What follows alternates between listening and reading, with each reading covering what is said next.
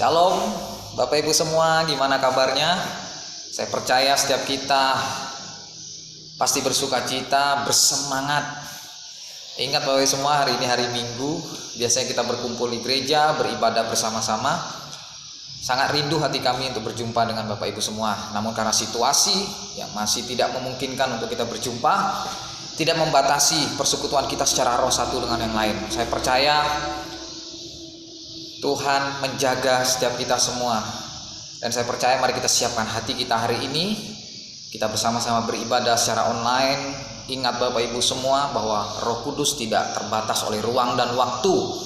Dia ada di mana-mana dan dia siap menjamah setiap kita. Ada satu lagu Bapak Ibu semua yang saya ingin mengajak Bapak Ibu semua untuk bersama-sama kita menyanyikan lagu ini. Yesuslah sobat kita yang setia.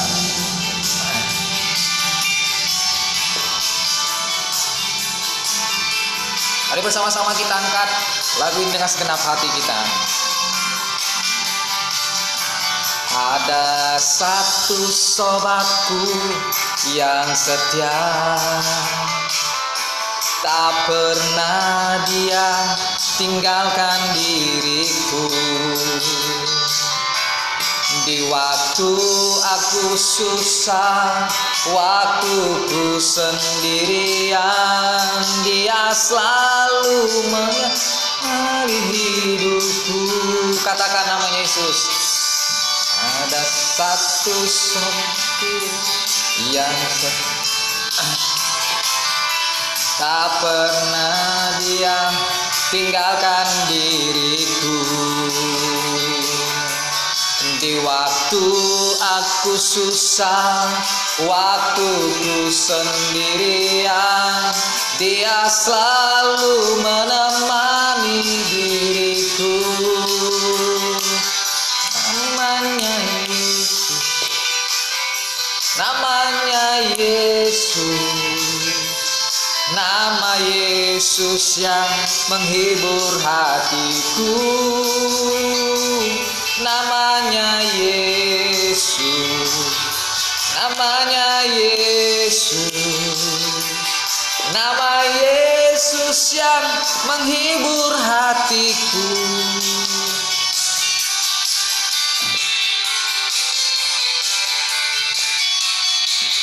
Mari katakan namanya Yesus. Oh,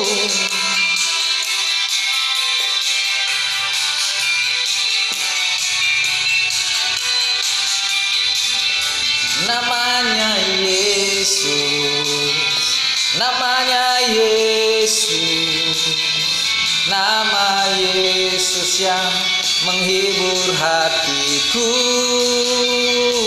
Namanya Yesus, namanya Yesus, nama Yesus yang menghibur hatiku.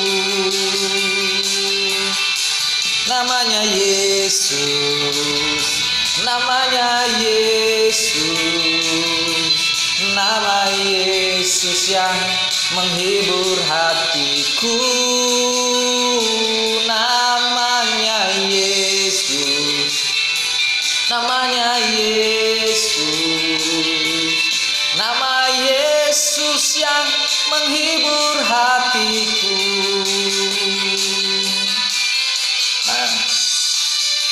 Menghibur hatiku. Nama Yesus yang menghibur hatiku.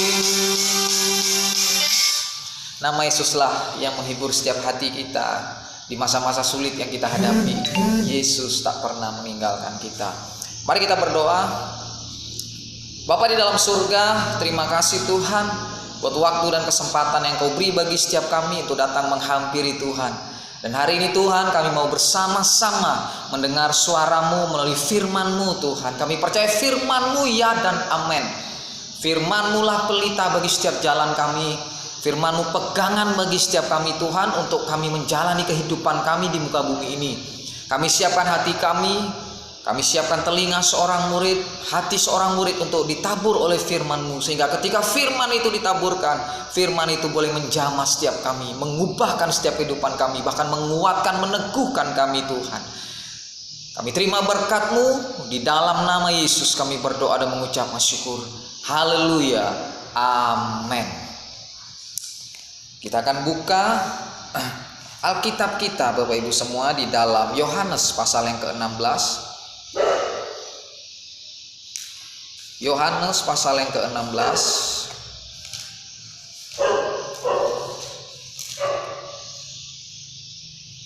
ayat 12 sampai ayat yang ke-14. Demikian firman Tuhan, perhatikan.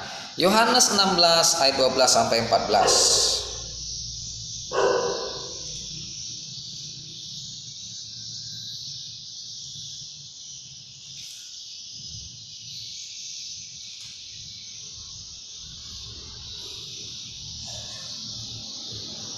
Masih banyak hal yang harus kulaku katakan kepadamu, tetapi sekarang kamu belum dapat menanggungnya. Ayat yang ke-13. Tetapi apabila ia datang, yaitu Roh kebenaran, ia akan memimpin kamu ke dalam seluruh kebenaran. Sebab ia tidak akan berkata-kata dari dirinya sendiri, tetapi segala sesuatu yang didengarnya, itulah yang akan dikatakannya.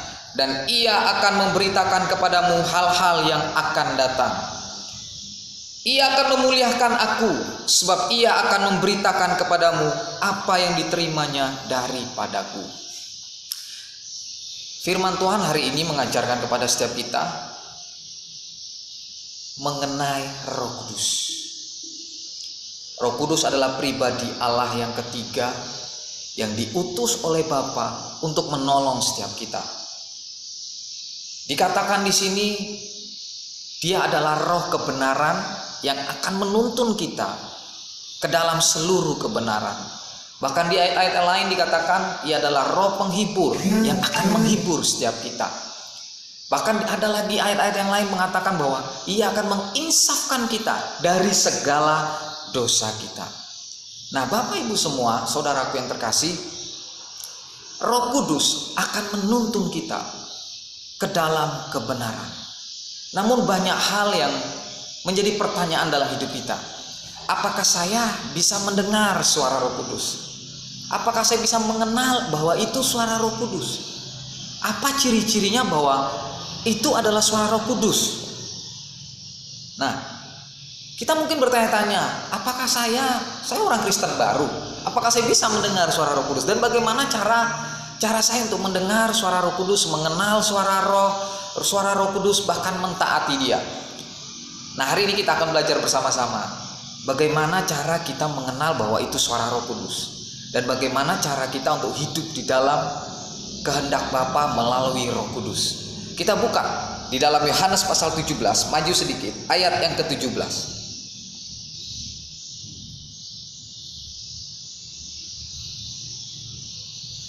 Kuduskanlah mereka dalam kebenaran.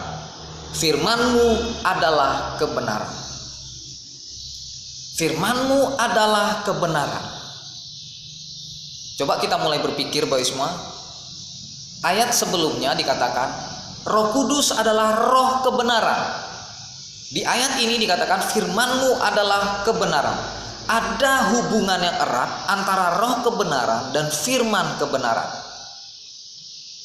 Nah, firman Allah itu adalah kebenaran, dan Roh akan menuntun kita ke dalam segala kebenaran. Nah, tidak mungkin bagi setiap kita akan dituntun Roh Kudus ke dalam kebenaran kalau kita nggak pernah membaca firman Tuhan. Tidak mungkin Roh Kudus akan mengingatkan kita akan kebenaran firman kalau kita nggak pernah membaca firman Tuhan, bahkan merenungkan firman Tuhan. Saya kasih contoh seperti ini, Bapak semua. Mungkin pernah kita mengalami dalam hidup kita pernah tersinggung dengan seseorang, kita mungkin pernah perkataan seseorang menyakiti kita, atau sikap dia, perilaku dia menyakiti hati kita. Lalu suatu saat kita berjumpa dengan dia di jalan atau di gereja atau dimanapun, lalu tiba-tiba perasaan kita jadi tidak nyaman. Tidak nyamannya seperti ini, semua. Roh tiba-tiba berkata, wah, seharusnya saya memaafkan dia, mengampuni dia. Tapi kadangkala kita justru mengecilkan suara roh itu, semua. Sebenarnya Roh Kudus berbicara melalui firman Tuhan. Ini yang pertama. Bagaimana cara kita mengenal suara Tuhan? Yaitu Tuhan berbicara, Roh Kudus berbicara melalui kebenaran firman Tuhan. Sebab Dia adalah Roh kebenaran yang akan menuntun kita untuk ke dalam segala kebenaran. Kebenaran itu firman Tuhan, Bapak Ibu semua. Nah, ketika ada bisikan hati kita yang mengatakan bahwa kita harusnya mengampuni dia, itu adalah suara roh dalam setiap kehidupan kita. Inilah suara Roh Kudus. Jadi kalau kita mungkin bertanya-tanya, bagaimana caranya saya mendengar suara roh?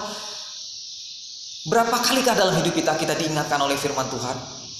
Ketika badai pelik yang kita hadapi, terus kita ingat firman Tuhan, segala perkara dapat ku tanggung. Nah, itu adalah suara roh bagi setiap kita, karena dia adalah roh kebenaran, bagi semua. Jadi tidak sulit bagi setiap kita sebenarnya untuk mendengar suara Roh Kudus. Karena apa? Roh Kudus adalah roh kebenaran yang akan menyuarakan firman Tuhan. Dia menyampaikan segala sesuatu yang disampaikan Bapa dan Yesus kepada dia. Firman Tuhan tadi katakan. Artinya, firman ini adalah perkataan Bapa. Firman ini adalah kesaksian Yesus Kristus. Nah, Roh Kudus menyampaikan, mengingatkan kepada setiap kita firman Allah. Itulah suara roh bagi setiap kita. Jadi tidak sulit bagi setiap kita sebenarnya untuk mendengar suara Tuhan, karena Tuhan berbicara melalui firman-Nya. Lalu mungkin kita juga bertanya-tanya, tapi saya jarang dengar suara Tuhan. Mungkin di saat Anda jarang mendengar suara Tuhan, karena pada waktu itu posisi Anda di dalam kebenaran Tuhan. Coba Bapak Ibu semua tahu GPS yang di HP kita, fungsinya untuk apa? Menuntun kita agar kita sampai di tujuan kita, yang kita sendiri tidak tahu jalan menuju tujuan itu. Nah, ketika kita pasang GPS, saya sering memakai itu Bapak semua ketika kami pergi rekreasi. Nah, kalau jalan kita tepat, dia tidak akan komentar itu yang ada di GPS itu. Tapi kalau misalnya sudah ada belokan ke kiri atau ke kanan, dia akan menuntun kita 300 meter belok ke kanan, atau 100 meter lagi belok ke kanan. Nah, dia akan menuntun kita untuk belok ke kanan. Nah, setelah kita masuk belok ke kanan, dia tidak cerewet lagi semua. Dia tidak akan ngomong lagi kepada setiap kita. Nah, di saat kita di jalan yang benar, Tuhan tidak berbicara apa-apa kepada setiap kita. Jangan takut Bapak semua. Jangan kita berpikir, kok Tuhan tidak pernah berbicara apa, aku ini terlalu jahat, atau aku ini tidak benar. Enggak, justru ketika Tuhan tidak berbicara apa-apa kepada kita, di saat itu kita berada dalam posisi di jalan yang dikehendaki Tuhan. Namun ketika kita berada di posisi di jalan yang bukan dikehendaki Tuhan, Dia akan berbicara kepada kita, mengingatkan kita kebenaran Allah, agar kita kembali berbalik menuju jalannya Tuhan. Inilah fungsi Roh Kudus, suara Roh Kudus, Bapak Ibu semua. Jadi Roh Kudus berbicara melalui firman-Nya. Yang kedua, Bapak semua, Roh Kudus bisa berbicara melalui apa? Penglihatan. Kita akan baca di dalam Kisah Para Rasul. Dalam Kisah Para Rasul 16. Ayat yang ke-16. Saya akan bacakan dan seterusnya. Ayat yang ke-6 Bapak Ibu semua, bukan 16. Ayat yang ke-6 sampai ayat yang ke-11. Perhatikan, agak panjang. Mereka itu Paulus beserta teman-temannya melintasi tanah Frigia dan tanah Galatia, karena Roh Kudus mencegah mereka untuk memberitakan Injil di Asia. Dan setibanya di Misia, mereka mencoba masuk ke daerah Bitinia, tetapi Roh Yesus tidak mengizinkan mereka. Setelah melintasi Misia, mereka sampai di Troas. Pada malam harinya tampaklah oleh Paulus suatu penglihatan. Ada seorang Makedonia berdiri di situ dan berseru kepadanya, katanya, "Menyeberanglah kemari dan tolonglah kami." Ayat selanjutnya dikatakan, lalu Paulus beserta teman-temannya taat. Mereka menyeberang ke Makedonia. Dan kota yang pertama yang mereka seberangi di daerah Makedonia. Makedonia itu ada beberapa kota, dan kota pertama yang mereka kunjungi di daerah Makedonia adalah kota Filipi. Dan dahsyat sekali Bapak Isma, banyak orang bertobat, bahkan ada seorang yang dikuasai roh tenung bertobat karena nama Yesus. Nah, di sini roh berbicara melalui penglihatan. Ketika Paulus ingin menginjil ke daerah Asia, roh mengintervensi mereka. Roh tidak mengizinkan mereka. Paulus mendapat penglihatan, lalu dia taat, dan kedahsyatan Allah terjadi melalui pelayanan mereka. Jadi Bapak Isma, mungkin ada di antara kita yang kadang-kadang Tuhan kasih peringatan melalui penglihatan-penglihatan. Tidak semua, tapi kadang Tuhan memberi peringatan kepada kita melalui penglihatan-penglihatan. Namun setiap penglihatan harus diuji. Tujuannya yang pertama, penglihatan itu apa? Untuk pekerjaan Tuhan, untuk memuliakan Tuhan. Paulus mendapat penglihatan untuk pekerjaan Tuhan. Yusuf mendapat mimpi, penglihatan untuk apa? Pekerjaan Tuhan, untuk menyelamatkan satu bangsa, yaitu bangsa Israel pada waktu itu. Daniel mendapat penglihatan untuk apa? Untuk menyatakan kedahsyatan Allah di hadapan raja-raja Babel pada waktu itu. Jadi setiap penglihatan tujuannya yang pertama untuk memuliakan Allah, untuk memberitakan nama Yesus. Itu Bapak Isma. Jadi ketika kita mendapat penglihatan, tujuannya apa? Cek dulu. Untuk memuliakan Tuhan, untuk mengubah hidup kita menjadi benar. Ada orang yang seperti ini, mendapat penglihatan, wah orang itu nanti akan mati. Nah itu harus diuji dulu Bapak Isma. Benar penglihatan dari Tuhan atau tidak? Karena dari Tuhan pasti tujuannya untuk mengubahkan orang. Itu Bapak Isma. Ya, harus diingat, Tuhan juga bisa berbicara melalui penglihatan. Kita lanjut Bapak Isma. Penglihatan, saya pernah mengalami hal yang kesaksian sedikit. Waktu saya di Semarang, saya doa pagi, saya pernah melihat wajah seseorang, dan saya tidak tahu wajah itu siapa orang itu. Dan berapa minggu berlalu, saya tidak pernah ketemu dengan wajah itu. Yang mengagetkan saya Bapak Isma, dan itu real. Waktu saya pulang dari doa pagi, nah di perempatan lampu merah, saya bertemu dengan wajah orang yang ditunjuk Tuhan, seorang ibu-ibu, wajahnya persis sama. Saya saking kagetnya, lalu saya nekat, saya tidak kenal, saya nekat, saya hampiri dia. Saya belok ke kiri, lampu hijau, terus saya belok ke kiri. Dia baru pulang dari pasar, berjalan kaki pada waktu itu. Lalu dia kaget juga, karena kami saling nggak saling kenal. Lalu dia bertanya, ada apa Mas? Lalu saya katakan, Ibu maaf, apakah Ibu Kristen? Kebetulan dia orang Kristen pada waktu itu. Cuma sudah 2 tahun tidak ke gereja lagi karena ada masalah ya Bapak Isma. Lalu saya tanya, Ibu, saya dapat penglihatan tentang Ibu. Nah, apakah Ibu punya masalah? Baru ngomong seperti itu dia sudah nangis Bapak Isma. Lalu saya antar dia ke rumah pagi-pagi itu juga. Lalu kita sharing. Suaminya selingkuh dengan wanita lain dan jarang pulang ke rumah Bapak Isma. Itu masalah yang dihadapi. Dan puji Tuhan Bapak Isma, kami bawa dia ke komsel, kami tuntun dia kembali kepada Tuhan. Akhirnya singkat cerita, kalau nggak salah 2 tahun lebih baru suaminya balik kepada dia dari pertobatan dia Bapak Isma.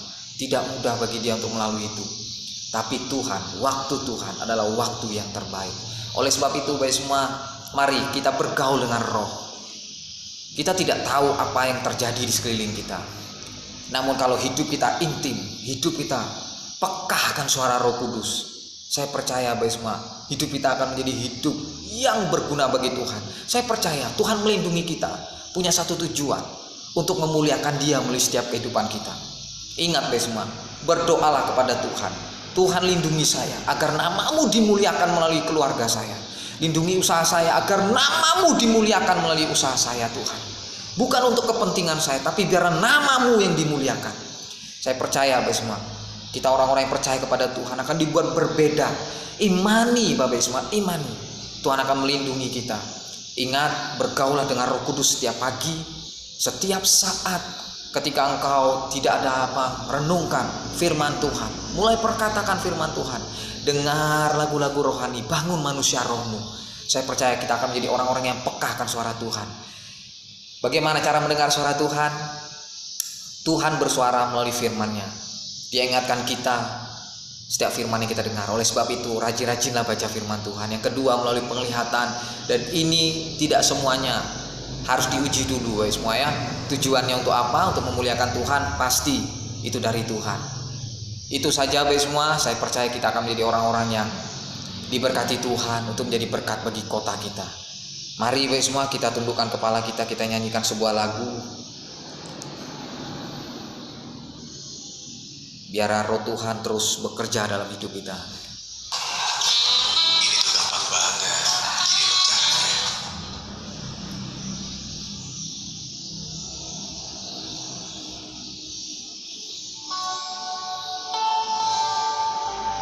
Penuhiku mengalir dalamku,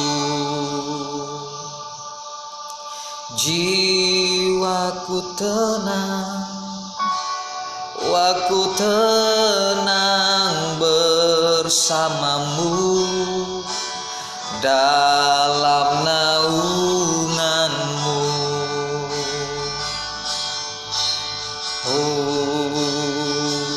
Ku buka hati untuk jamahanmu, berserah penuh di hadiratmu. Kau ambil alih seluruh hidupku di altarmu, menyembahmu. Roh Kudus, Roh Kudus, Roh Kudus, Mu yang hidup penuhiku, mengalir dalamku, jiwaku tenang bersamamu dalam naunganmu. Oh Jesus, amin Tuhan. Ku buka hati untuk jamahanmu, berserah penuh di hadiratmu. Kau ambil alih seluruh hidupku di altarmu, menyembahmu. Hati untuk jamahanmu, berserah penuh di hadiratmu. Kau ambil alih seluruh hidupku di altarmu, menyembahmu. Amin Tuhan. Ya Yesus. Amin Tuhan. Jesus. Mari Bapak Ibu semua kita berdoa. Bapa, kami tahu Engkau Bapa yang sangat baik, bahkan teramat baik bagi setiap kami Tuhan. Engkau telah meluputkan kami dari hari-hari yang telah kami lalui. Terima kasih Tuhan. Terima kasih. Ku bersyukur punya Allah seperti Engkau. Bawa roh kami Tuhan untuk selalu mencari Engkau, menyembah Engkau, memuliakan Engkau Allah kami yang begitu besar, begitu dahsyat Tuhan. Hamba berdoa buat kota kami. Henti-hentinya kami berdoa buat Indonesia ini Tuhan. Kami tidak mau melihat dengan mata jasmani kami, tapi kami mau melihat dengan mata rohani kami. Kami perkatakan Tuhan, bahwa Engkau akan memulihkan di dalam nama Yesus negara kami Indonesia ini Tuhan. Engkau akan mengurapi Pak Jokowi beserta bawahannya Tuhan. Biar hikmat rahmat yang dari Tuhan, perlindungan yang dari Tuhan di dalam nama Yesus nyata dalam kehidupannya. Ampuni dosa dan pelanggaran bangsa ini Tuhan. Dan kami percaya damai sejahtera Allah yang melampaui segala akal akan memelihara hati dan pikiran bangsa ini di dalam Kristus Yesus. Kami berdoa buat pulau kami Tuhan. Kami berdoa buat kota kami yang tercinta ini di dalam nama Yesus. Kota ini ada dalam hati Tuhan. Pulau ini ada dalam pikiran Tuhan. Tuhan, kami setiap orang-orang percaya yang ada, beri keberanian bagi setiap kami. Beri kepekaan bagi setiap kami untuk memberitakan Engkau di tengah situasi yang sulit ini Tuhan. Perlindungan Tuhan nyata, bukan hanya untuk melindungi kami, tapi ada maksud Engkau Tuhan agar nama-Mu dimuliakan atas kota kami tercinta ini. Mau berdoa buat setiap jemaat Tuhan yang ada di daerah Kapling, yang ada di daerah Berok, yang ada di daerah Jalan Laut, yang ada di daerah Jalan Pasar, yang ada di daerah Jalan Singkai, Tangsi Lama, Jalan Listrik Tuhan, yang ada di daerah Jalan Kenanga ini, yang ada di daerah Jalan Yokai Tuhan, yang ada di daerah Jalan Bypass, yang ada di daerah Jalan Simpang Perlang, yang ada di daerah Jalan Nipung Tuhan, yang ada di daerah Jalan Jongkong Tuhan. Bapa, di dalam nama Yesus kami ada dalam perlindungan Tuhan. Tuhan meluputkan segala penyakit, Tuhan menjauhkan segala penyakit dari rumah kami. Kami percaya ada perlindungan penyertaan Tuhan yang sempurna atas setiap kehidupan kami.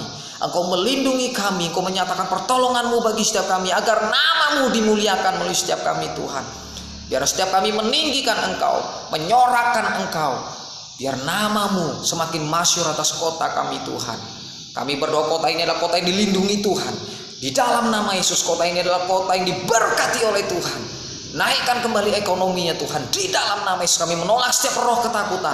Kami menolak setiap penyakit sampar dalam nama Yesus. Setiap kekhawatiran dalam nama Yesus. Biar semangat yang dari Tuhan, takut akan Tuhan ada atas kota kami. Biar setiap orang mencari Tuhan dan Engkau temui mereka Tuhan.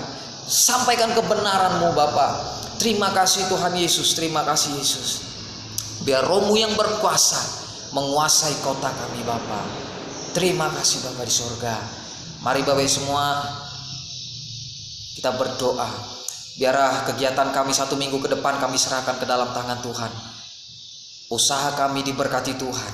Setiap kami dilindungi Tuhan. Kami percaya Tuhan, penyertaan-Mu sempurna dalam setiap kehidupan kami. Mari kita angkat kedua tangan kita terima berkat Tuhan. Diberkatilah engkau di dalam dan di luar rumahmu. Diberkatilah keluargamu. Diberkatilah pekerjaanmu. Diberkatilah studimu. Ketika kau membaca, merenungkan dan melakukan firman Tuhan, janji Tuhan apa saja yang kau buat, dibuat Tuhan berhasil.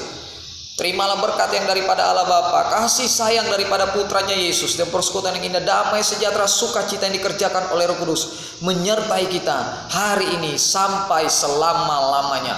Di dalam nama Bapa, Putra dan Roh Kudus yaitu Tuhan Yesus Kristus kami berdoa dan mengucap syukur.